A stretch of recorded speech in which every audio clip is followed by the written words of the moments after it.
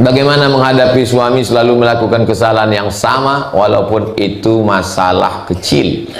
Saya sudah berusaha sabar. Saya sebagai manusia bisa tidak biasa tidak bisa mengontrol emosi. Bagaimana cara mengatasinya, Ustaz? Ibu jangan pulang menjadi penceramah lalu menceramahi suami. Jangan mentang-mentang udah pengajian sore Jumat, pengajian subuh Rabu, lalu balik dari sini ibu panggil suami. Sini bang, duduk. Ya ayyuhalladzina kafaru. Ibu, kalau ada yang tak cocok dengan bapak, bicarakan baik-baik. Kalau dia orangnya temperamen, kasar, tak masuk cakap, ibu secara adat Minangkabau ado ninik mama awak. Didilukan selangkah, ditinggikan seranting, batangnya sampai basanda, daunnya sampai banaung, akarnya sampai baselo. Itu fungsi nenek mama, memanggil suami. Siko ang sebentar setan, ko anak kemanakan kami. Itu secara adat. Tak masuk pun Islam dulu ke negeri kita, perempuan itu terjaga dan terpelihara sebelum Islam masuk. Setelah Islam masuk makin terjaga karena ibu dikawal oleh 6 pengawal. Ini anak-anak perempuan ini dibangkitkan semangatnya, jangan sampai dilecehkan. Hai kau anak perempuan, 6 pengawal kau nak. Yang pertama ayah, yang kedua atuk, yang ketiga abang, yang ketiga 4 adik laki-laki, yang kelima abang ayah. Abang ayah itu apa namanya? Kalau kampung kami uncle. Yang keenam adik ayah. 6 pengawal inilah yang memanggil si laki-laki. Jadi jangan katakan kenapa ayahmu intervensi hubungan kita. Ini menantu tak tahu agama. Makanya kalau datang laki-laki meminang anak gadismu, iza ja'akum man tardawna dinahu. Kalau datang anak laki-laki meminang anak gadismu, adikmu, cucumu, keponakanmu, antar dauna dinahu, baik agamanya, wa khuluqahu, baik akhlaknya, fazawijuhu, maka nikahkanlah dia.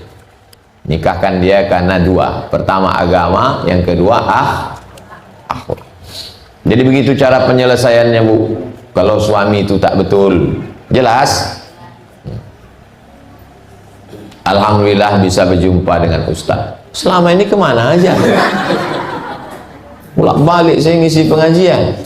Mohonnya Ustaz sudah hampir 1 tahun menikah belum diberi keturunan. Mohon didoakan supaya dapat. Nanti di akhir majelis kita doa untuk yang belum keturunan, yang belum nikah, yang sudah meninggal, untuk rezeki, untuk kesehatan, untuk kita istiqomah, untuk kita semua insyaallah.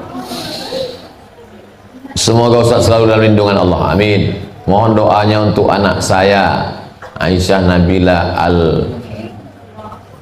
menjadi anak solehah, bisa hafiz Quran. Amin. Nanti kita baca di akhir majelis. Kapan Ustadz membuka pondok tahfiz untuk anak laki-laki? Tunggulah bangunannya siap, tanahnya ya baru bertimbun. Yang depan TK, yang depan TK tuh panjang 1,5 kilometer tembus ke jalan sana.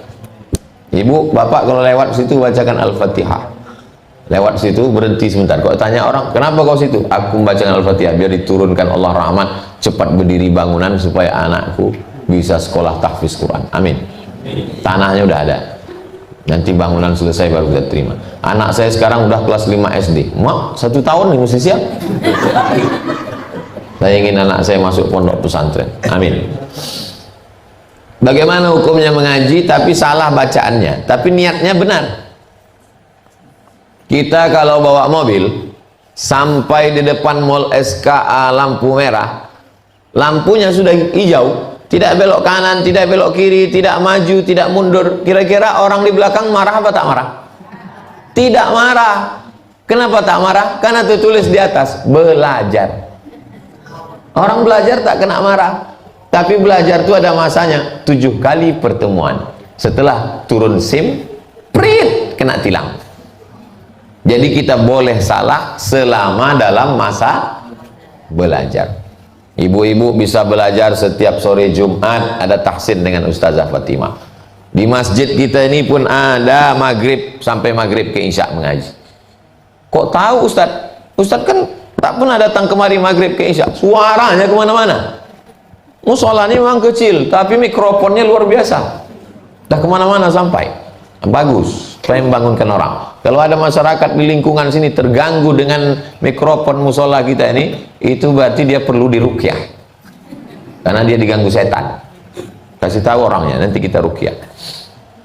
Jadi salah bacaan tak apa-apa dalam proses belajar, tapi jangan sampai salah terus-terusan. Yang salah, yang tak lancar, jangan berkecil hati. La aqulu alif lam mim harf. Alif lam mim tidak dihitung satu huruf. Alif satu huruf, lam satu huruf, mim satu huruf. Walikulli harfin asyru amsaliha. Setiap huruf dibalas 10 kebaikan. 10, 10, 10. Saya ibu rumah tangga mau bertanya tentang menggadai tanah, tapi tanah itu belum lunas dan orang tempat menggadai sudah meninggal. Bagaimana Pak Ustadz, sedangkan keluarganya hanya abang yang berutang? Apa harus kami lakukan? Dulu berapa minjam duitnya? 10 juta. Bawa 10 juta. Assalamualaikum Pak, dulu tanah kami ini digadai oleh anakmu yang ngasih duit, bapakmu. Sekarang kami balikkan duit ini, balikkan tanah. Balikkan duitnya, balikkan tanah. Selesai gadai-menggadai, putus. Hukum gadai-menggadai dalam Islam boleh rahan. Tapi kalau kita menggadai pokok sawit, menggadai padi, menggadai pokok durian, selama dalam proses gadai itu hasilnya tak boleh diambil oleh orang yang meminjamkan duit. Kullu qardin jarra naf'an fahuwa riba. Siapa yang mengambil manfaat dari pinjaman, maka manfaatnya itu adalah riba. Sekarang gadai ini, yang kaya makin kaya, yang miskin makin miskin. Sudahlah orang susah menggadaikan pokok sawitnya, hasilnya diambil. Kapan dia bisa menebusnya?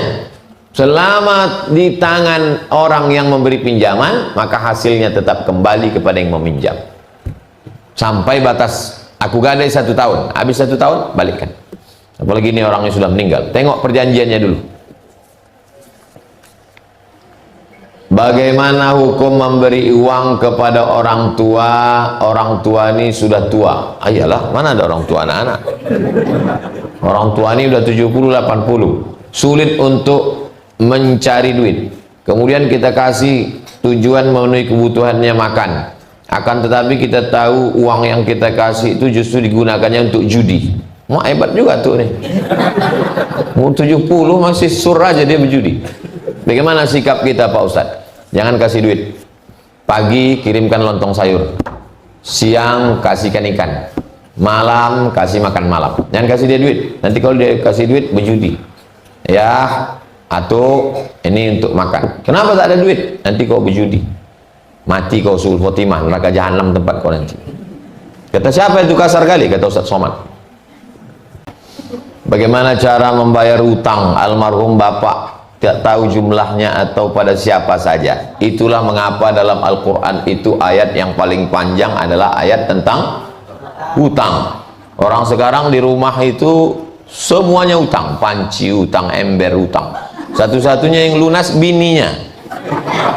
Karena Pak Kua mengatakan, aku nikahkan engkau dengan anakku dengan mahar seperangkat rasul gitu, tunai. Andai boleh bini itu kredit juga.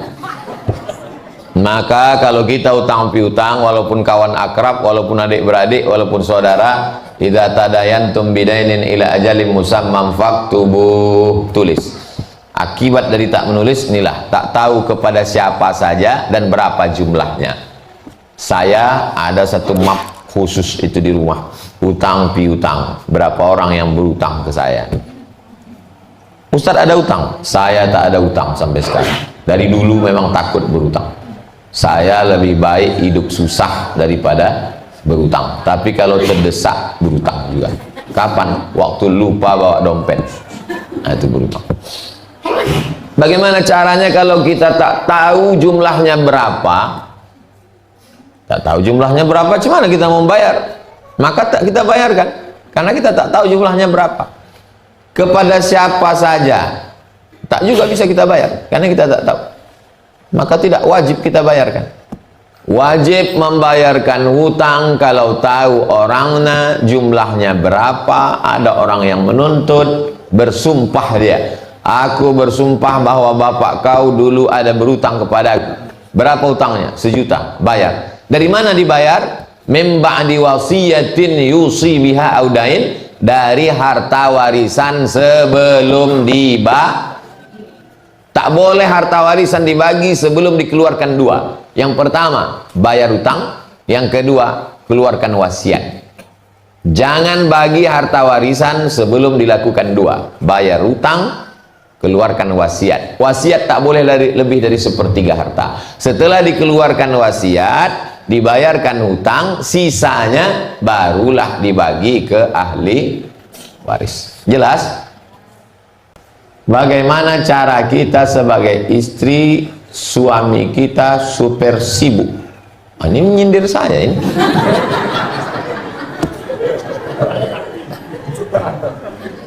Saya sesibuk-sibuknya saya, Selasa, Rabu, Kamis, 3 hari saya tetap. Jadi sebetulnya Rabu ini jadwal istirahat saya ini. Mestinya Rabu ini saya tidur sampai jam 9.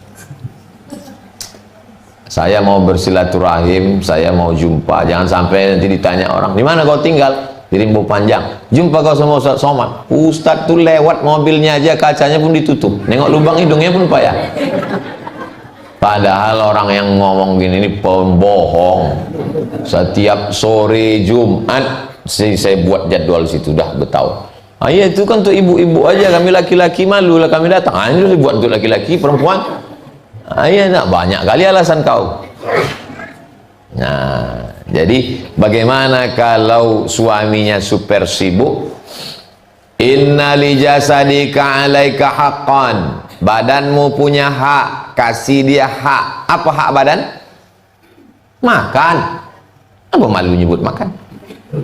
Inna li 'ainika 'alaika haqqan. Matamu punya hak, kasih dia hak. Apa hak mata? Tidur. Tak boleh ibu tak makan-makan. Tak boleh bapak tak tidur-tidur. Mesti tidur. Inna li ahlika 'alaika haqqan. Istrimu punya hak, kasih dia hak. Wa ati dzi haqqin haqqahu. Yang punya hak, kasih haknya. Apa hak istri? 5. Hak ibu kepada bapak nih 5. Yang 5 nih kewajiban bapak. Yang pertama, makan. Ibu udah dikasih makan? Semalam kan udah. Yang kedua, pakaian. Ibu udah dikasihnya pakaian? Ketiga, tempat tinggal. Udah dikasihnya tempat tinggal? Keempat, pendidikan. Sudah dididiknya ibu? Itulah gunanya kita buat pengajian. Pengajian sore Jumat, pekan pertama akidah. Yang kedua, mengaji hadis dengan Ustaz Somad. Yang ketiga, fikih. Yang keempat, akhlak. Yang kelima, tahsin dengan Ustazah Fatimah. Itu untuk membantu suami-suami yang super sibuk sampai tak sempat mendidik bininya. Makan, pakaian, tempat tinggal, pendidikan. Yang kelima, perhatian. Istri kalau tidak diperhatikan suaminya, dia akan mencari perhatian laki orang. Akhirnya dia bersolek di luar rumah. Muka putih, tangan hitam. Banyak perempuan sekarang bersolek untuk mencari perhatian orang lain. Kalau jumpa di luar rumah, cantik bukan main. Pas jumpa di rumah, macam mak lampir. Nah, ini perhatian. Nah, sebetulnya ini kalau ditengok-tengok ini bukan pertanyaan. Ini dia menyindir suaminya. Tidak, tak boleh ada sindir menyindir. Pertanyaan baik. Ini untuk menyadarkan kita semua bahwa ada orang yang punya hak terhadap diri kita. Mudah-mudahan kita tidak menjadi orang yang zalim. Suami yang terlalu sibuk sampai tak memperhatikan keluarga, zalim, aniaya. Tolong doakan almarhum bapak kami Pak Ustadz yang dulu sebelum meninggal ingin jumpa dengan Ustadz. Nanti habis tausiah kita berdoa bersama. Yang meninggal, yang sakit kita bacakan doa. Amalan apa yang cocok untuk anak muda supaya istiqomah pada fitnah akhir zaman? Pertama, anak muda yang sudah hijrah mesti berjamaah. Berjamaah itu berkomunitas. Di Pekanbaru Riau ada namanya komunitas pemuda hijrah, ada komunitas Masjid Raya An-Nur, ada komunitas Forum Silaturahim Masjid Mutmainnah, ada komunitas, macam-macam komunitas. Tanggal 13-14 bulan ini saya pergi ke perbatasan Kampar dengan Payakumbuh bersama komunitas off-road. Mobil off-road masuk ke dalam untuk membangun masjid. Tahun lalu kami berangkat membagi beras, nampak ada tanah kosong. Tahun ini bangun masjid, tahun depan datang lagi untuk membangun pesantren. Nah, jadi jangan sampai memisahkan diri dari komunitas. Kita di Rimbo Panjang nih buat komunitas. Jumat sore komunitas ibu-ibu pengajian Zahra, Rabu subuh pengajian bapak ibu anak-anak semua. Tapi anak muda belum ada. Buatkan komunitas anak muda. Ada grup WhatsApp-nya. Malam-malam bangunkan, tahajud call. Assalamualaikum guys, gimana tahajudnya, sudah bangun? Nah, subuh, sholat subuhnya di mana? Sholat berjamaah apa di rumah? Alhamdulillah sudah sholat subuh. Jam berapa? Jam 8. Kok bisa sholat subuh jam 8? Angkat satu koordinator untuk menelpon. Lalu kemudian gimana bacaan Qur'annya hari ini? Udah baca Qur'an atau belum? Gimana malamnya? Udah pengajian atau belum? Buat komunitas. Tidak bisa hijrah sendirian. Yang namanya hijrah ini berat. Istiqomah ini berat Pak Ustadz, berat. Yang ringan itu istirahat. Nah, maka anak-anak muda ini dibuat komunitas. Alhamdulillah ada hadir anak-anak. Ini semua yang merekam, yang mengupload, ini anak-anak muda lah. Ini anak muda komunitas, anak muda. Ini anak-anak muda semua. Nah, jadi anak-anak muda. Kalau orang tua tak perlu kita urus. Orang tua tak juga istiqomah, apalagi malaikat maut udah dekat. Masya Allah, tabarakallah.